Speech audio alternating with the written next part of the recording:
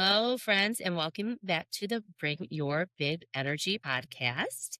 So, today's episode is going to be a little bit different. And honestly, I'm really, really excited about it. We're going to do something that I deeply believe in, which you all know that I love. We're going to do some real time coaching. So, I have Lisa Van Slyke with me. Hi, Lisa. Hello. Thank you for joining, being the brave soul to do this with me.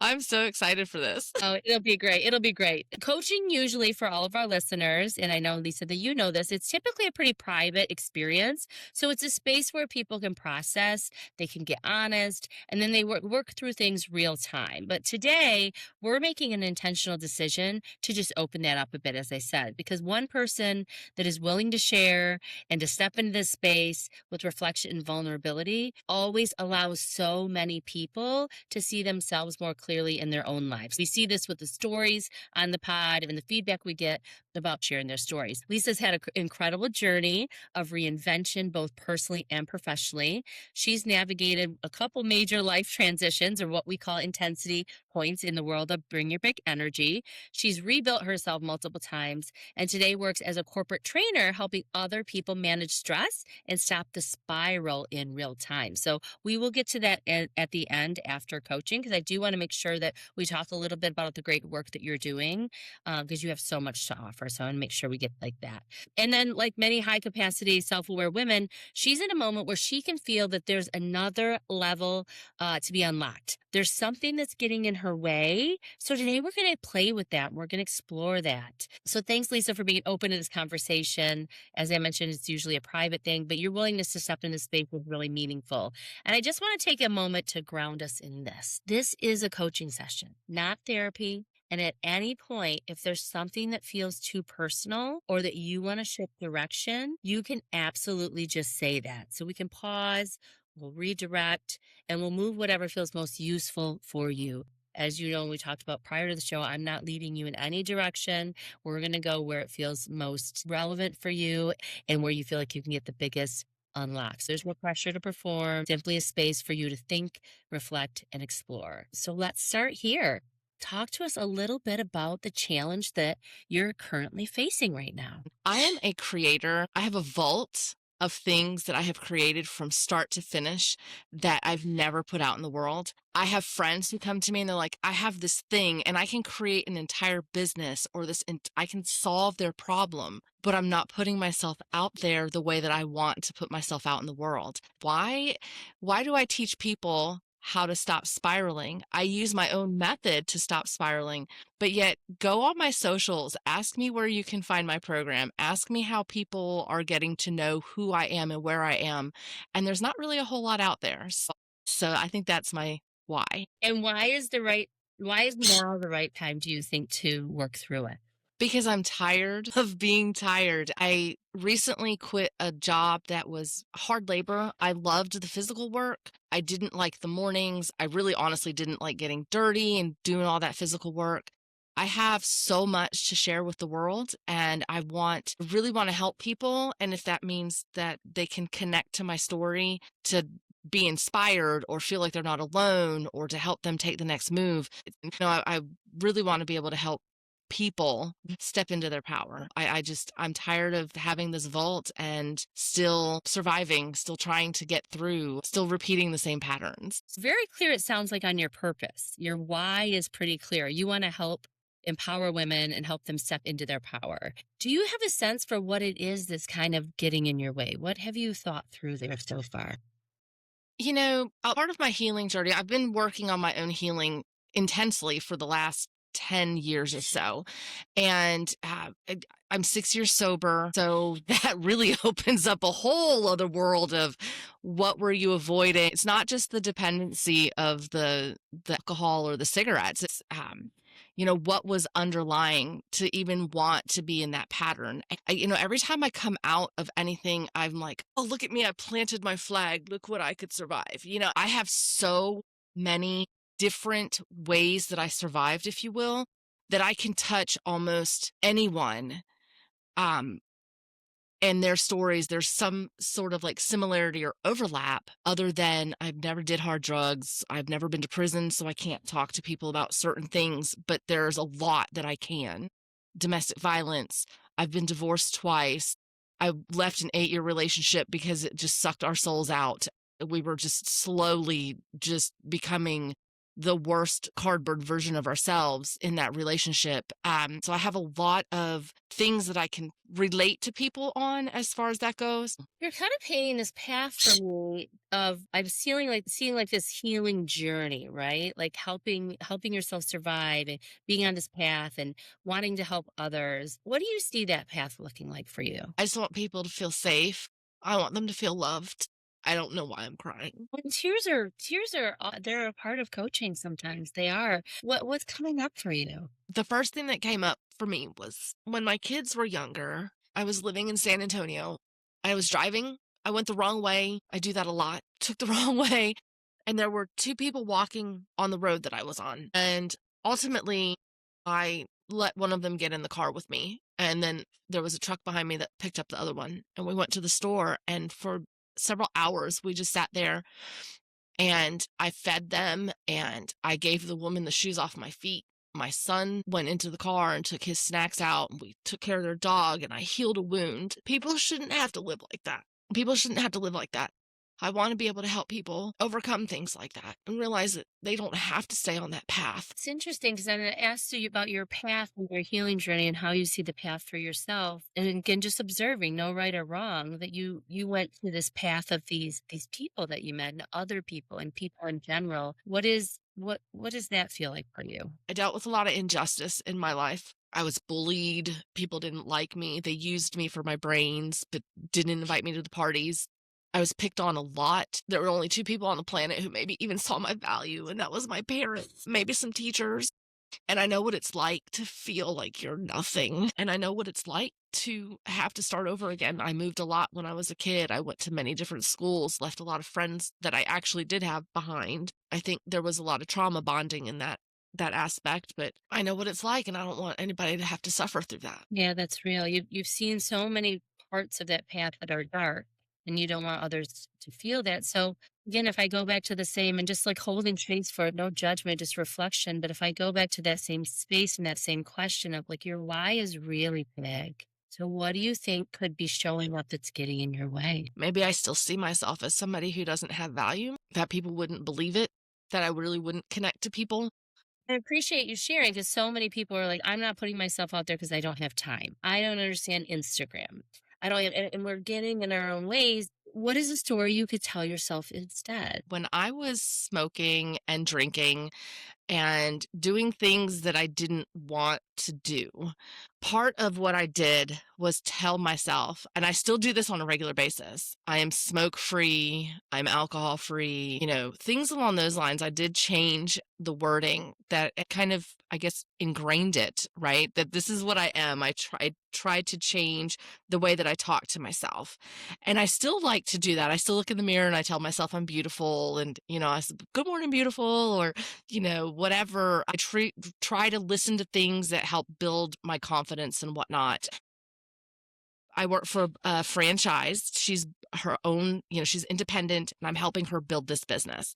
And I'm really good at being a support person and I'm good at knowing how to rewire and how to say things different to myself. My music is, different frequencies, positive things, affirmations and whatnot. Yeah, I don't know where I was going with that, but I felt like I needed to share. Oh, I'm glad that you did because it sounds like you've had some really good tools that you've used in the past. And a lot of times that is what I'll ask in coaching. Like, what are there things that have helped in the past for this type of thing? Or have you worked this through a similar problem? Or did you learn things that weren't great about your last process that you want to do better on? So I think it was a great place for you to go. And wherever you want to go is where you go. So when I was working on dropping the addictions or the behaviors, the things that I did was I took myself away from those moments or places or situations that were connected to drinking or smoking. For example, I rerouted my way home so I wouldn't stop at the same store every night to get the bottle that I would get or the pack of cigarettes. One of my favorite things to do was to sit out on my balcony and have a drink and a cigarette. And I stopped doing that because that's where it was just, there was no impulse control. That was, we're just going to do it and do it and do it and do it and do it. I started to change some of the things for the reasons why. I was doing some of the deeper work and realized that it was numbing me because of certain situations when, especially when it got really bad. But it was really taking action, and in doing different behaviors or changing the behaviors and really just being done with the drinking and the smoking and just really just forcing myself, somehow just forcing myself not to do it anymore. I feel like the behavioral changes, I didn't walk my dog for 3 hours a night because I would smoke half a pack of cigarettes when I walked in that long, or whatever the case may be. I feel like the combination of both of those is really what has kept me for 6 years sober and not pick up another cigarette. There are times where I might be like, why did I quit drinking today? But I still don't go back to either one of them. And I think it was just a combination of both of those and just the finite being tired and doing some of the deeper work and changing the behaviors and just making the conscientious choice to not do it anymore is really how I stopped. And I feel every morning I get up and I have all these things I've written and I've just never published them, or, I'm working on different chapters of different books and I have this vault of stuff. So I'm getting up and I'm doing the work, but I'm not doing whatever it is to then get myself out there, to be seen and to have people come to to find me, to find something that could help them.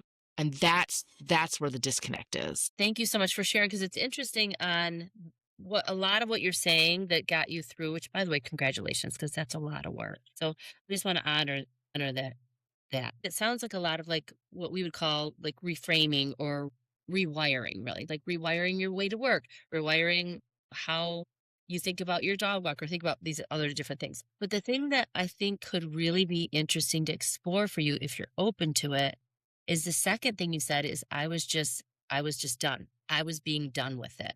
And so if we go back to the stories, I wonder, are we done with those stories? I think I am. I think I am. That came from when you said that, when you asked that, there was a piece that came over me and when I said yes in my mind, the smile appeared. I really think I'm done with those stories. I think that, I've accomplished so much and I can show people that it can be done. Do you ever role play in your head where you're stuck in this loop of like, what could I have said different? Or if I ran into this person in 15 years, what would the conversation be Yeah. like? Yes. I can't have those with anybody from my past anymore. I honestly, I tried to get mad at somebody the other day who hasn't been in my life in many, many years. And I was like, I'm done. Like, I'm okay with this. Mm. I'm indifferent. There's no hard feelings. I hope this person is going on and living their best life because that's what I truly want for them. And, as far as like that loop or having these conversations, the only thing I'm doing now is that visualization of seeing myself in my future. And I think maybe now that you've asked me this, then I might be doing a little too much because maybe in a way I'm already there and I'm already successful. So I'm moving on to the next thing because, we're supposed to see ourselves in our future and walk with our future self while we're here in the present.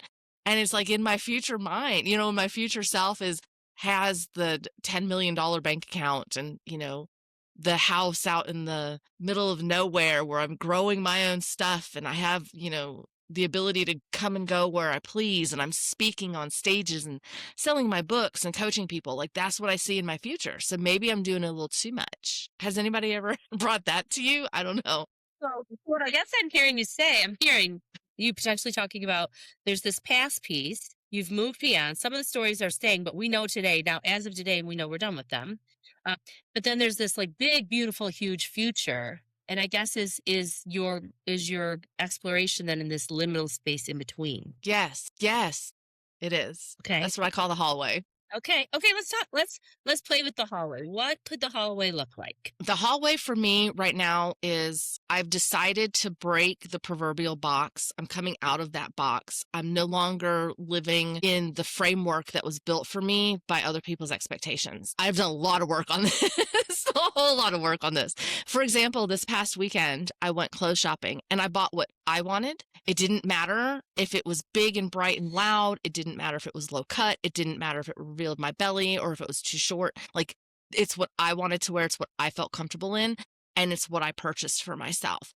And it's not this image that I've put in my mind of, in order to be considered professional, I need to show up in a three-piece suit with the pants and the high heels and the makeup and the hair. Like, that's not me. And that's not how I want to present myself to the world. And I tell myself all the time, true people will align when I'm allowed to be myself. But I guess I'm afraid that I won't get people's attention, or I won't be taken seriously if I show up in pants that look like I should be on the beach instead of on a stage talking to people about overcoming and taking the next best step to move forward. So like I'm literally caught in my own loop here. Well, it's funny because like you're painting this picture though. It's like again, as an observer, you're painting this picture of there's past and there's future. There's a box or there's you're wearing beach pants to your 10,000 people stage event. And you're not taken seriously. So if I can make an observation, it's very this or that for you. So have you ever played a little bit with Anne? No. What? Yeah. Let's play with that. If you're open to and, what could and look like in your hallway? And would be beautiful. And would be maybe I could wear the beach pants and a blazer. And the people who don't want to be a certain way and who vibe more than me would be in, or, vibe along with me would be in that audience. There's plenty of them. There's billions of people on this planet. Why am I worried about a handful who might not take me seriously if I have the other? Yeah. Well, why are you? Ask yourself that question. You know what, Stacey, I can build my own sandbox and I can invite people into my sandbox. I don't need to try to go in somebody else's sandbox. I'll tell you where that came from. I was thinking about when I was a kid and I wasn't allowed in the sandbox because people thought I was weird or a nerd, or, I kind of marched to the beat of my own drum and I was very smart. And, kind of when you're always in the top 5 in your class as far as brains go, and then you were not given an athletic gift, it, I think that's where it stems from, is when I was a kid and the way that people treated me. I feel like maybe if I don't show up a certain way, that I'll be treated that way. Well, again, it's some of those old stories, right? Some of those old stories. What could building your sandbox look like? Because that seems like a fun adventure for you. That would be a very fun adventure. Okay, so we'll just center real quick. So you just told the story about the sandbox of your youth, and that's the emotions that came. I will not name your emotion, but there was clearly emotions that came up with that experience. And so now, as we move forward, you kind of readjusted and had this like alive look on your face where you're like, "Wait, Stacey," and you even leaned in. Wait, I don't need to be in other people's sandboxes. I'm going to build my sandbox. And that to me feels like taking your power back, which is what you want to do for other people. So it's a beautiful sort of thread that runs through. So I guess my question for you here is, what would need to be true for you to be able to build your own sandbox? You did notice a shift in power, because when I talked about not being invited to other people's sandboxes, I was very muted. I was down, my shoulders, everything, it just didn't feel good. And I was like, wait a minute, I can build my own sandbox. Why can I not? I'm allowed to build my own sandbox and bring to the table whoever I want to bring to the table. I don't need to be in this social dynamic of, if I wasn't born into a certain family, or if I'm not a certain type of, I hate to say trust fund baby or silver spoon, or, if I'm not cool and athletic or whatnot, there's people who are just like me, who are cool and amazing and awesome, and I can be in the company of those people. So my sandbox is people who would lift me up and who would love me, and we could have conversations about some of the icky, but they still would accept who I am, and that I'm bringing to the table people who need what I have to offer. So why do I keep dragging this shit along with me? I don't need to do this anymore. I just need to leave it wherever it is, just leave it there. And that's part of the hallway that I'm in right now, is I notice the patterns, or I notice some of these things, because honestly, whoever I've been bringing into my sandbox my entire life, it's those people who either like the bullies who are really bad to me, or people who didn't value me and wanted to change me and shape me into what they thought I needed to be. And that all stems from childhood, right? Like the religion and the upbringing I was in church every time the doors were open. I went to a Christian school the entirety of, kindergarten through 12th grade. And there was that structure that was established for me. And then there's the hierarchy of, because we're still human beings and we still have this hierarchy of who's the strongest, who's the fittest, who's the prettiest, it all goes back to like instinctual kind of stuff. And I was kind of like in the middle there somewhere. So I wasn't athletic. So I wasn't looked at in that spotlight. I was smart, but only the teachers, only the teachers appreciated the smart kids. Right. So, or other smart kids, but then there was like really weird competition between other smart kids. More so, I would say, than athletics. But anyway, there's that whole dynamic, but I don't have to be a part of that social structure because I can make my own social structure. And now in this day and age, we have the ability to do that. And I don't need to hold on to that old system to feel like I am somebody. How does that feel? That feels great. That feels great. And that's exactly what I want people to understand. And that's what I want Yeah. to gift to people is that you can break through those barriers because it all really doesn't matter at the end of the day. As long as you have those people who love you and support you, that's really all that matters. So where do you go next then, Lisa? Next is so on Saturday, I'm giving a talk on my addiction and avoidance and the loops that I keep putting myself in. It might be a different loop, but it's the same, basic pattern, basic format. And from there, I want to launch my book in July. I want to have visibility and people come to me to help them, get hired for corporate training, speak on stages. So I need to do the work to do that because I am worthy and I am valuable. And I do have something that the world needs to hear and needs to be able to get. Yeah. So in the next kind of 20 minutes or so we have together, what would you want to work through then? What would be helpful for us to talk through?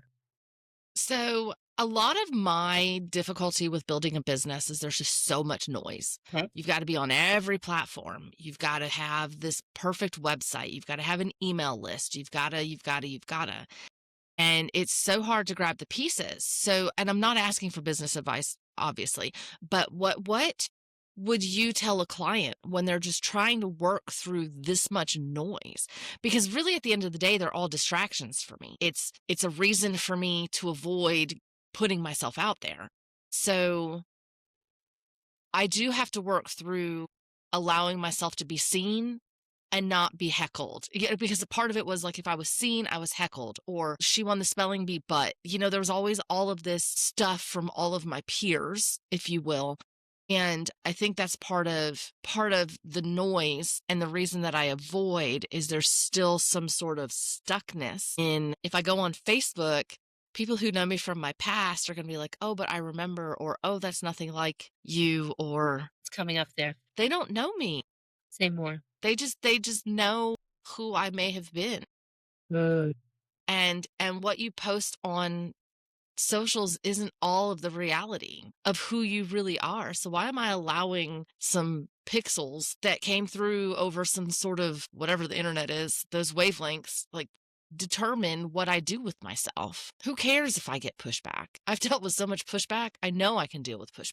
Mm-hmm. I can deal with people who heckle and hate. I've done that. Like, I feel like that's why I was treated the way that I was, so that I have a solid foundation of being able to get through this part in my life. Is noise the same thing as the heckling? The noise is to avoid the heckling. Talk more about the noise then. I want to see what's coming up for you with noise. The noise for me is, so this morning I was writing a post for Facebook, for example, and then it's, okay, now I got to go edit it. Now I got to find the perfect picture. Now I've got it. Do I make this a video? Do I post it on Instagram? Do I go to TikTok? Like, what do I do with all of this? And then it's, well, shoot, now I've got to take the time to go over to this other thing to get this done. And am I going to get in trouble for posting any of this stuff? I'm not a therapist, so I have to be careful crossing those lines. And all of that is the noise when I should just post the thing and just beg for forgiveness later, I guess. I don't know. The noise is everything that comes up. I've got to do the laundry. I've got to cook dinner. I have to answer this call even though I'm not on the clock. My boss wants to talk to me. Okay, so we're painting this picture. We've got this sandbox.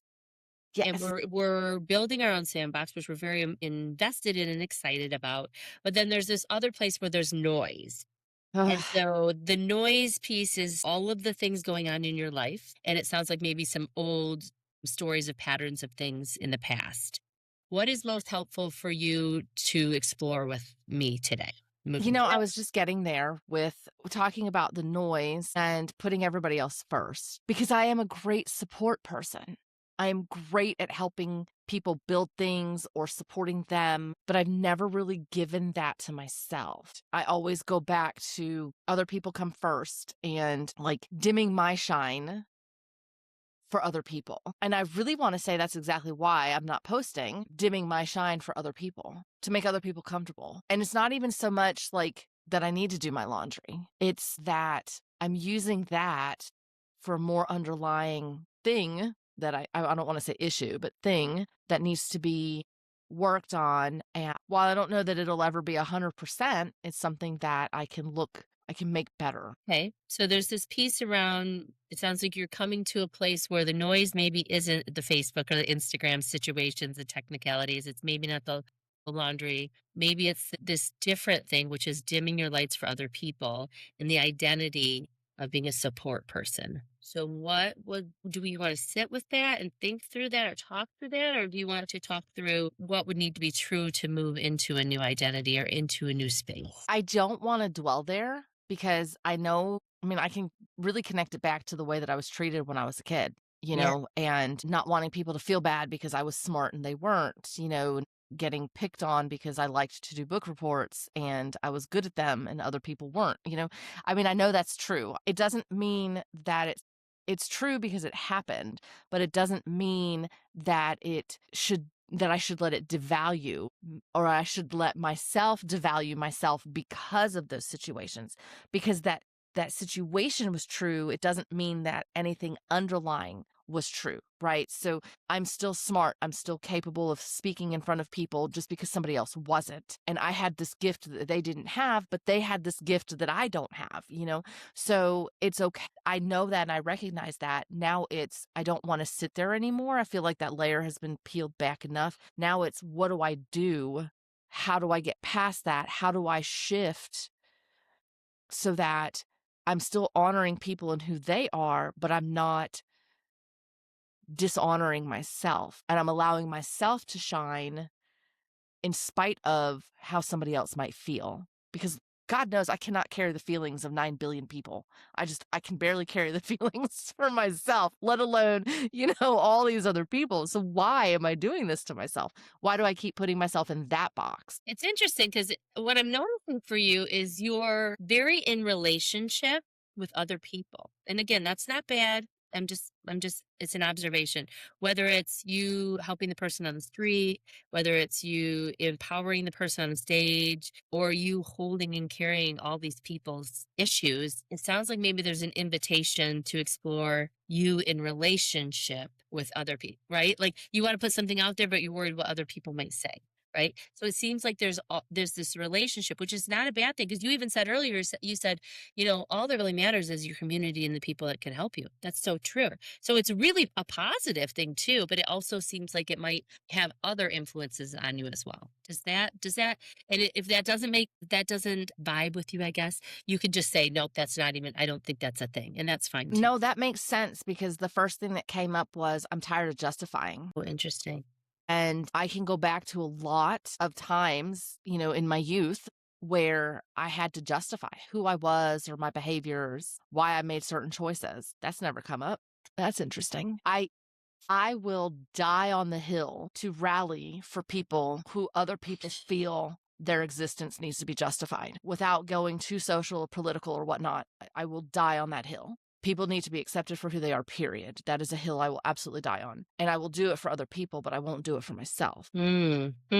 This is interesting. This has never come up. I don't even know what to do with this right now. So you would die on the hill for other people. And you had talked about injustice earlier as being something that you are just not a fan of. Why? And you don't even have to, Lisa, this could just be like it came up and it's interesting.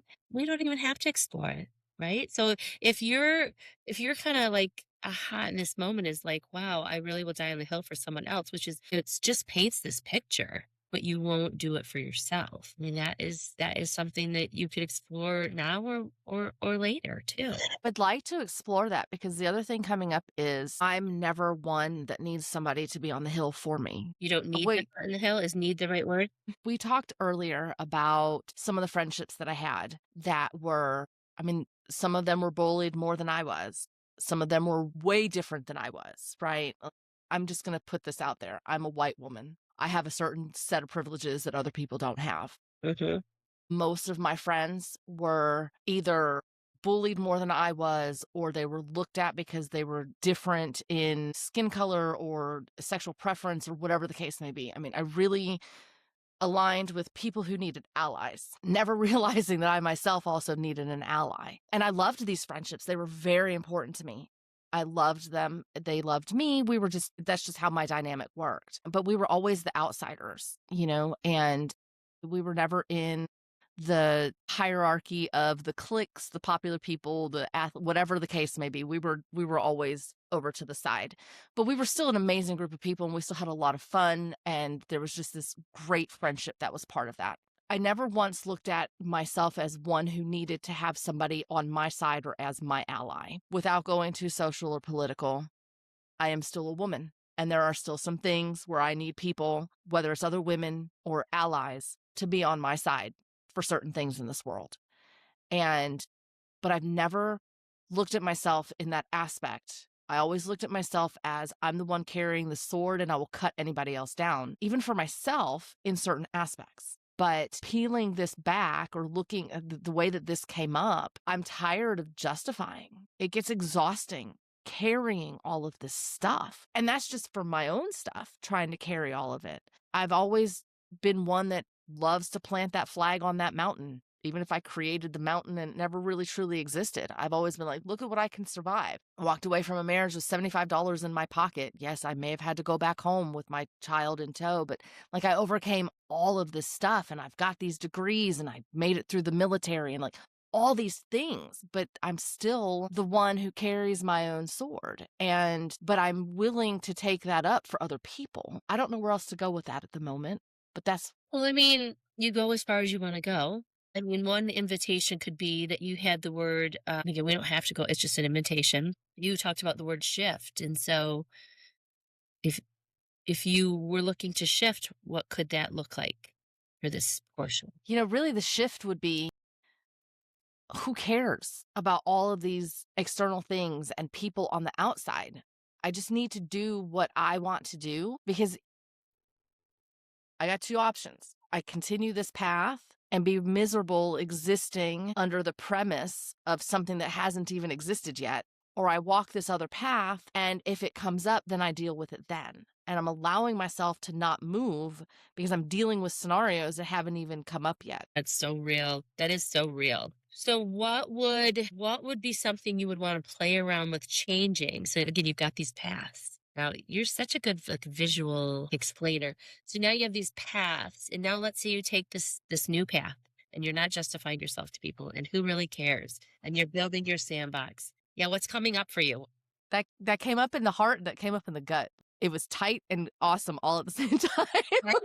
There was a little bit of fear behind that, but man, it's not about the money for me, Stacey, and I know it's supposed to be about the money, right? Because you need more money to grow your business and whatnot. I just want to be on stage. I want to be recognized. I have a feeling that that's what it is. I want to show everybody from my past that ever treated me wrong, like you were so wrong about me. Is that okay? Am I allowed to feel like that? Felt good. It's okay to want what you want. Like, I want you to hear that. It's okay to not want the money. It's okay to want to show everyone, like, look at me now. It's okay to be like, I'm done with worrying about injustice. It's okay to be wherever you want to be. It's just how do you convince yourself most that that's the direction you're moving in? I think I just need to stick with this energy. That felt so good to say that out loud. Like that felt so good. And yeah, I really want to be speaking and I want to work with corporate people and do these workshops, and I want to do retreats and help women really come together to dig down deep like I just did and move through so much stuff and step into their power. And it's a journey. It's not like, oh, here's my power. I stepped into it and boom, it's always there, right? Like life still happens. So to be able to support people through that process, I think that would be the most fulfilling thing that I could ever do. And that's what I want. So now I just need to take the action to do that. So, as we're unfortunately almost to our time, which happens in every coaching session, we want to be in here forever. What are a few things that you would want to test or try? Hire a VA. There are only 24 hours in a day. I need to sleep. I need to do other things. So it's like I need to be able to allow myself to expand into certain realms. Automation is a good thing to explore. I have all of this stuff. Now, how do I just get it out there? How do I create well, I'm not going to sit down and learn how to do it. I don't have time. So let me hire somebody who has a gift that I don't have. Let me rely on them. Let them help me be my ally. Look at how this is all just coming together. Okay, so that sounds like one thing that you're going to explore. Usually, I say between now and our next session, but after we leave, maybe we will need to meet again. One thing you're open to exploring is hiring a VA.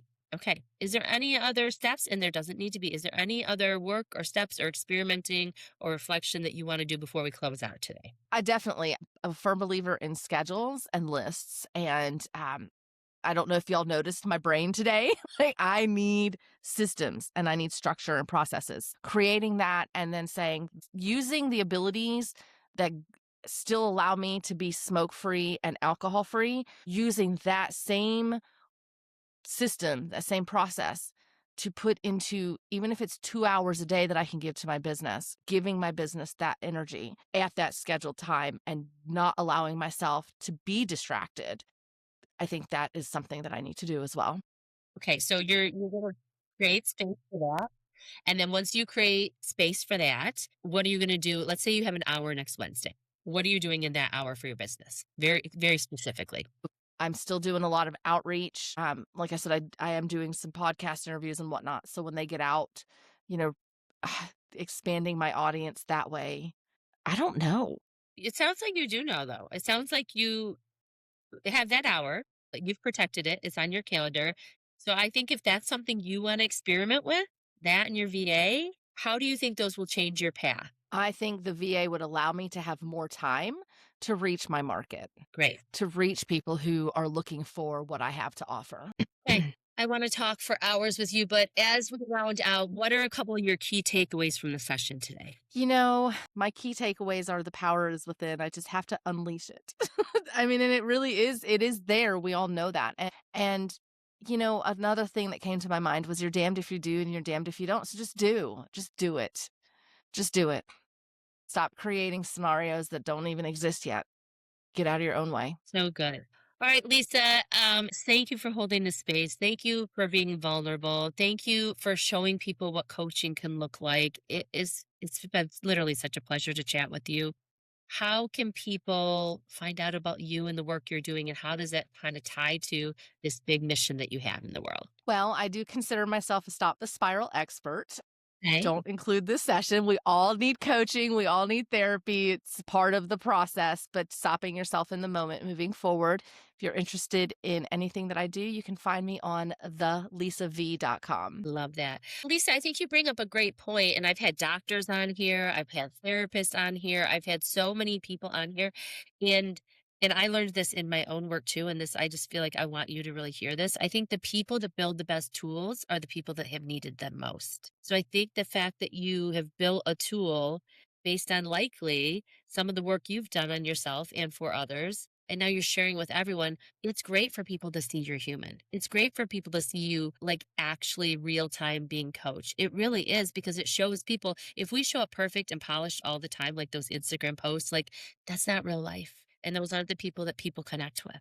And so I do want you to hear that because I think it's powerful when people can see your vulnerable story. And I think that only creates better connection and it will do that for you on the stage and in all the work that you're doing. Thank you for that. Thank you. Thank you so much. It's been a pleasure. Take care. I've enjoyed it. Thank you. Thank you.